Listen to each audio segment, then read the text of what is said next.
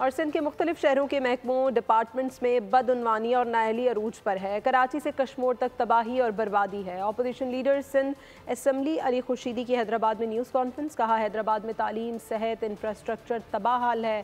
حیدرآباد تعلیمی بورڈ میں سرکاری بابو بچوں کے مستقبل سے کھیلتے ہیں۔ یہاں A1 گریڈ رشوت کے عوض ملتے ہیں۔ یہ دھندا 17 سالوں سے چل رہا ہے۔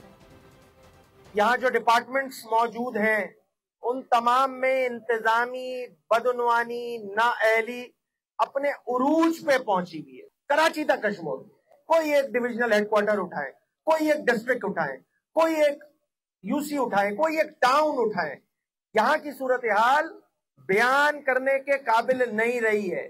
یہاں کے تعلیم کے نظام، صحت کے نظام، انفراسٹرکچر، وہ ساری ضروریات پہ اگر بات کرنا شروع کر دی جائے تو یقین جانیے دن کب بیت جائے گا پتہ نہیں چلے گا۔ اتنے مسائل میں گھرا ہوا ہے میرا اور آپ کا یہ شہر حیدرآباد۔ یہاں پیسوں کے عوض، رشوت کے عوض یہ سرکاری بابو بچوں کے مستقبل سے کھیلتے ہیں۔ یہاں پر رشوت کے عوض جو ہے وہ مارکنگ کی جاتی ہے اور رزلٹ جو ہے وہ مرتب کیے جاتے ہیں۔ سبسکرائب کریں اور بیل دبائیں تاکہ کوئی خبر رہ نہ جائے۔